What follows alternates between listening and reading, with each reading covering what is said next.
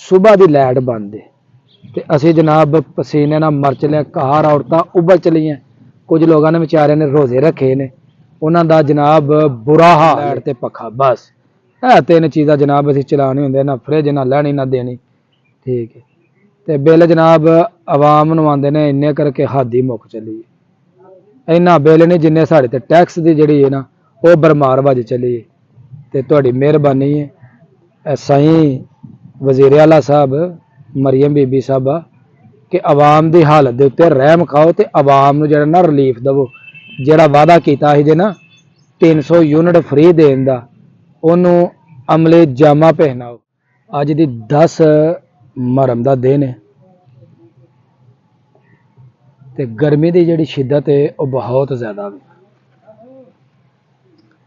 ਤੇ ਚੁੱਕੇ ਇਹਨਾਂ ਨੂੰ 11ਵੀਂ ਵਾਲਾ ਬਿਜਲੀ ਵਾਲਿਆਂ ਨੂੰ, ਇਹਨਾਂ ਨੂੰ ਜ਼ਰਾ ਖਿਆਲ ਨਹੀਂ ਕਿ ਦਿਨ ਦਿਹਾੜੇ ਬੜਾ ਮੁਕੱਦਸ ਦਿਨ ਹੈ ਤੇ ਜਨਾਬ ਸੁਬਾਹ ਦੀ ਲਾਈਟ ਲੈ ਕੇ ਗਏ ਨੇ। ਸਿਰਫ 10 ਤੋਂ 15 ਮਿੰਟ ਲਾਈਟ ਭੇਜਦੇ ਨੇ।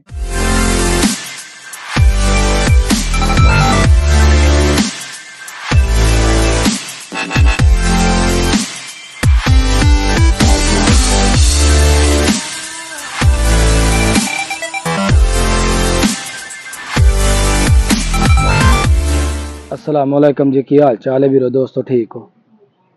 मैं जी तुहाडा दोस्त सुल्तान शेख ते तुसीं वेखण दे हो मेरा यूट्यूब चैनल अपना पंजाबी व्लॉग। अज दी 10 मुहर्रम दा दिन है ते गर्मी दी जिहड़ी शिद्दत है वो बहुत ज़्यादा है। ते चुके इन्हां नूं 11वीं वाला बिजली वालियां नूं, इन्हां नूं ज़रा ख्याल नहीं कि दिन दिहाड़े बड़ा मुकद्दस दिन है ते जनाब सुबह दी लाइट लैके गए ने।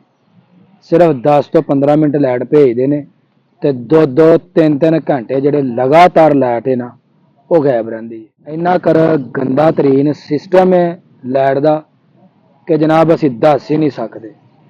एक इन्ने कर बिल बिजली के भेज दिते जाते हैं कि हुण आवाम जिहड़ी है 2 वक्त की रोटी खाए बेचारी कि बिल अदा करे। उतो पता नहीं किहड़ा जनाब इन्ना पढ़िया लिखिया ते जनाब माहर इकनॉमिक्स जिहड़ा ना वो बिजली के महकमे नूं मिल गया, जिन्हें आए रोज़ कोई ना कोई नवा तो नवा टैक्स जिहड़ा ना उन्हें जनाब ला दिंदा है। वो कोई एक tax, income tax, sale tax, return tax, फलाना टैक्स ढींगरा टैक्स। असीं तो टैक्सां दे थले दब चले। जिहड़ी चीज़ असीं जनाब खरीदने ना माचिस तो लग के ते हवाई जहाज़ तक हर चीज़ का जनाब असीं टैक्स ही टैक्स देण दे। पता नहीं टैक्स ने साड़ी जान कढ़ लेनी। उतो जनाब अपना बेचारे गरीब आ जाके ते जनाब पक्खा ही चला सकते हैं, कोई लाइट चला लेंदे ने। साढ़े घरां च ना AC ने, ना कोई चिल्लर ने, ना कोई ओवन ने, ना कोई वड्डियां मशीनां ने। पानी वाली मोटर ते लाइट ते पक्खा, बस ये 3 चीज़ां जनाब असीं चलाने हुंदे, ना फ्रिज, ना लैनी, ना देनी। ठीक है। बिल जनाब आवाम नूं आंदे ने इन्ने करके हद ही मुक चली है। इन्ना बिल नहीं जिन्ने साढ़े ते टैक्स की जिहड़ी है ना वो बरमार वज चली है। ते तुहाडी मेहरबानी है साईं वज़ीर आला साहब, मरीम बीबी साहबा, कि आवाम की हालत के उत्ते रहम खाओ तो आवाम नूं जिहड़ा ना रिलीफ देवो। जिहड़ा वादा कीता ਸੀ जे ना 300 यूनिट फ्री देण दा, उहनूं अमले जामा पहनाओ ताकि असीं आवाम कहिए कि माशाअल्लाह साड़ी वज़ीर आला ने और वज़ीर आज़म ने जनाब वादा वफा कर दिता। लेकिन जनाब तुसीं आवाम नूं बजाय सहूलतां देण दे आवाम दे गले दे उत्ते छुरी चलाण दे। आवाम नूं जनाब उन्हां दी नींदरां भी तुहां जिहड़ियां ना वो जनाब खो लईआं ने। सुबह दी लाइट बंद है ते असीं जनाब पसीने नाल मर चले, घर औरतां उबल चलीआं। कुछ लोगों ने बेचारिਆਂ ने रोजे रखे ने, उन्हां दा जनाब बुरा हाल है। ते साडे मुल्क दे विच लाइट माड़ी जी कोई जनाब हवा चलदी है ना, आंधी दूर दी गल है, माड़ी जी हवा चलदी है, माड़ी जी बिजली कड़कदी है, उस वेले लाइट लाई जांदी। बड़ा चंगा जनाब अपना मुल्क दा निज़ाम है। खुदा दा वास्ता हथ जोड़ने तुहाडे अगे, आवाम दे उत्ते रहम खाओ, आवाम नूं रिलीफ देवो ते आवाम दे वास्ते बिजली सस्ती करो। आवाज़ बने फिर अगली दफा असीं कहिए हुक्मरान है ही आने चाहिए ने नून लीग वाले। नून लीग वाले आंदे ने ते जनाब अल्लाह ही माफ़ी। PTI ਵਾਲੇ ਆਉਂਦੇ ਨੇ ਉਸ ਤੋਂ ਬਾਅਦ, PP ਵਾਲੇ ਆਉਂਦੇ ਨੇ ਉਸ ਤੋਂ ਬਾਅਦ।